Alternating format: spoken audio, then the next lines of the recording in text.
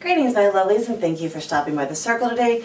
This week's video, I thought it would be nice to talk about one of my favorite authors in her newest book, House of Earth and Blood. So without further ado, let's go ahead and get into it.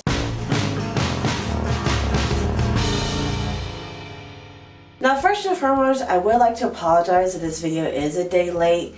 I'm trying out a new format for my book reviews to make them a little bit more, let's just say, engaging, entertaining, extra. Whichever one of those works. But that unfortunately kind of took a little bit longer than I intended to planning wise, and so I missed the deadline. So House of Earth and Blood is the newest series from Sarah J Maas. Now if you have been on the channel before, you know that I absolutely love her. She is one of my all-time favorite authors. I want to be her when I grow up. I have read her other two series, The Throne of Glass and the series of A Court of Thorn and Roses, although Court of Mist and Fury is my all-time favorite. Azrael is my little smoky bat baby. I just love him to death. And although Throne of Glass is completely wrapped up, and she has talked about extending the Court series, she has given us this lovely new world. This book is a little bit different than her other ones for a couple of reasons. Reason number one, it's a modern fantasy world. And not quite like urban fantasy. It doesn't give that same feel because urban fantasy and modern fantasies tend to have like different vibes, as it were. See, for me, urban fantasies, the mythological world is still very much hidden. And it like may eke out a little bit and then the general masses just kind of like freak out or deal with it. With modern fantasies, we've kind of gone beyond that whole freak out, and this is just the world that it is. There's no like secrecy, everything just kind of out and open, but it's built around the actual magic that's there. I mean, there's electricity, there are clubs, there's cars, there's televisions. It's a modern fucking world. There's even smut television. Fangs and Bangs, and if you've read the book, you know exactly what I'm talking about. So this story takes place in Crescent City, and here's the map for it. Now in this city, there are 4 houses that people can belong to. We have the House of Earth and Blood, which is like your witches, shifters, humans, kind of like the animal-based things. And since that's also the name of the first book, I'm wondering if the other houses are going to be the future titles of the other books. Who knows, we'll see when the next one comes out. Then you have the House of Sky and Breath. And this is where you have your angels. Spirits used to belong in this, but there was like this uprising and they got kicked out, and now they're like slaves, second-class citizens. And then you also have the Fae, and this is considered the best house. Next you have the House of Many Waters, and this is basically just where if you are a water creature, mermaid, water spirit, or whatever, this is where you belong. And then the last house is House of Shadow and Flame. Now this is where all like the evil creepy thingies are, so your vampires, your demons, their offsprings, the monsters, the necromancers, so on and so forth. They all belong to this house. Now I briefly mentioned slavery, and now as a whole, slavery in this world is not something that is done unless you are part of the angelic revolt that happened like thousands or hundreds of years prior to that. There is a band of angels that are tattooed and angsty, and they're slaves, so they can be traded, and also the sprites are treated this way. So now we're going to go into our characters, and there's really way too many characters for me to go into it, but I'm just going to kind of give like the main players and my personal favorite, and you'll see if you can figure out which one that is. So we start off with Bryce and Danica. These are 2 roommates. Bryce is the redhead, she's half fae, she works in like an antiquity shop, but she's also kind of like a party girl, so no one really ever takes her seriously. Her best friend Danica is like, I guess the best equivalent I can come up with is a police officer, but she's like in line to be the next like alpha of alphas, and she's a badass party girl as well who parties hard and plays hard, and these 2 girls are inseparable. Love them. Their relationship is very much how my relationship is with some of my friends. They're catty with each other, they're supportive, and no matter what, but we'll also call you out on your shit. And I would like to know that there's a lot more drinking and drugs in this this book than in any of the other ones. Like, Throne of Glass, I really don't think there's much of it at all. Like, there's some mention of it, and I know that in the Court series, people tend to get drunk occasionally, but like this one, she went all the way open. It's everywhere, very much like a modern world. They also have two friends from college.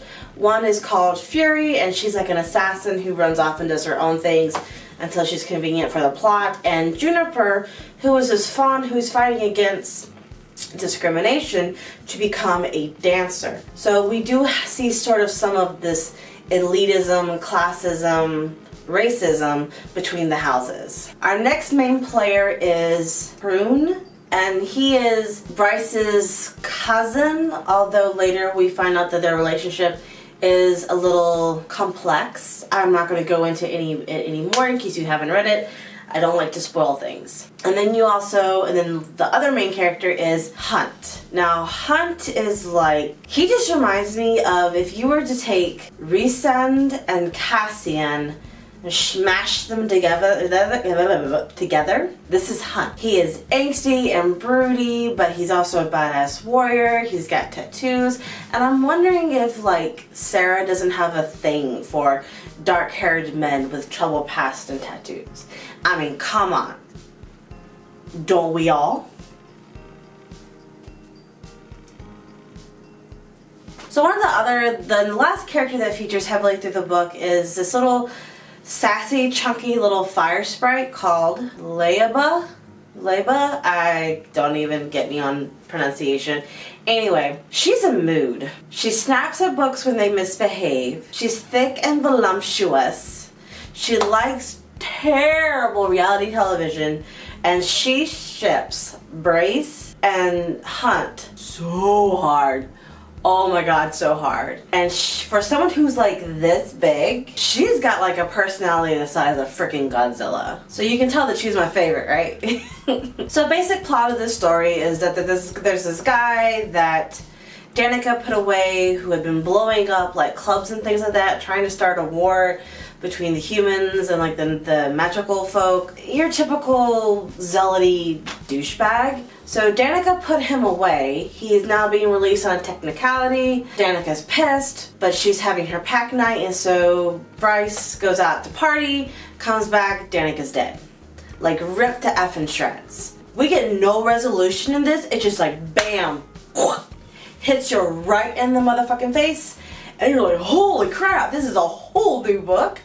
Holy bejeebies. And then we fast forward a couple years, and now more people are being ripped to shreds, just like how Danica was. And because of her closeness and plot conveniences, Bryce is assigned to look into it. Mainly because she can easily move through sort of the seedier underbelly sides of the city because she's a known party girl who no one would take seriously because she's just so like empty-headed and just cares about her own personal appearances. Well, we kind of find out that's like a little fucking bullshit, but whatever. But then they assign Hunt to her to sort of shadow her, keep her safe, figure things out, blah, blah, blah, blah, blah, and to end this demon. And I'm gonna stop there because I don't want to give any more away. So what I love the most, this is just like a completely breath of fresh air to the whole fantasy genre for me. It's modern, it feels old, like it's already been lived in a long time, and supposedly it's like our world, like way far in the future where things have kind of like gone crazy and mess. But it doesn't feel futuristic, it feels old as shit and still relevant at the same time. I read this book in about 14 hours. I finished it in one day. I got it, and then I didn't read it because, work was crazy, and then we went on lockdown. I was like, well, might as well. So I read it in one day. I was bawling by the end of this book. I mean, I was sobbing. I was wanting to yell, but also not wanting to wake up my husband and my dogs. I loved it, and I don't want to make any judgments on the series as a whole until I finish the entire series. Or at least until the next book. We'll see. But so far, everything of Sarah's that she's written, I've loved.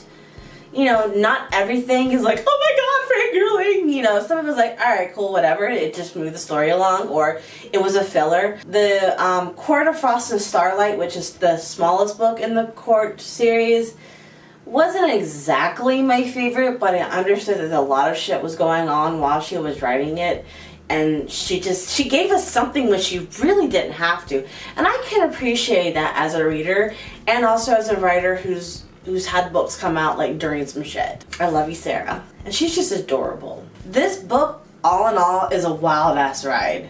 I love that she also kind of pokes fun at herself a little bit, or at least that's the impression that I got. There's this one scene in it where Bryce is yelling at her cousin about this whole territorial fae bullshit, and if you've read any of her books, you know exactly what she's talking about. And then she goes on this rant about mates and how, like, when one of them finds a mate, then the whole freaking group of them ends up finding mates. And I just laugh because I've heard that complaint from other people in her other two series, like, oh, I thought mates were supposed to be this rare thing. Why is it that when these people get together, they're just finding their mates left and right? And like, insert the Oprah meme, you know, you get a mate, everyone gets a mate. And I just laugh because who cares, honestly? Like, I'm the type of person that loves it when people are happy. Like, I like happy endings because the world is full of pain and suffering. And why do we want to reflect that? But then again, I also love Game of Thrones, so yeah.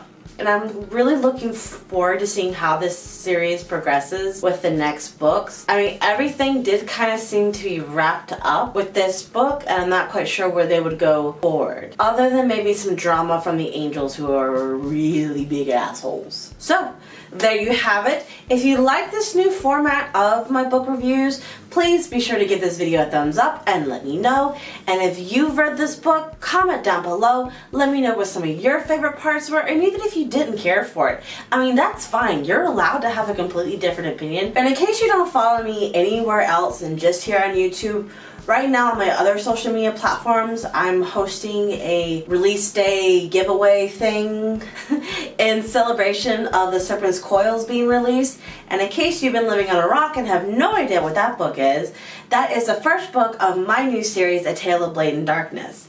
It comes out April 27th, and so up until then, I am releasing promotional pictures for this book. You can share them on Facebook, Instagram, Twitter. Just make sure you tag me. My Instagram rules are a little bit different. My Facebook ones are just share and tag. That's cool. But anyway, so if you do that, and the more you do that, you'll be entered in to win an exclusive release day prize. Now, unfortunately, I cannot actually hold any events because of this coronavirus lockdown thing, so I will be hosting the release here on my channel live. I am sort of kind of working out how exactly I'm going to do that because I've never done a live stream, and I pretty much have everything hammered out. So on April 27th, there will be a special thing here, and there will also not be a video that week in preparation for the release. So that is all that I have for you this week. I hope that you are still doing well, and I will see you all later. Bye.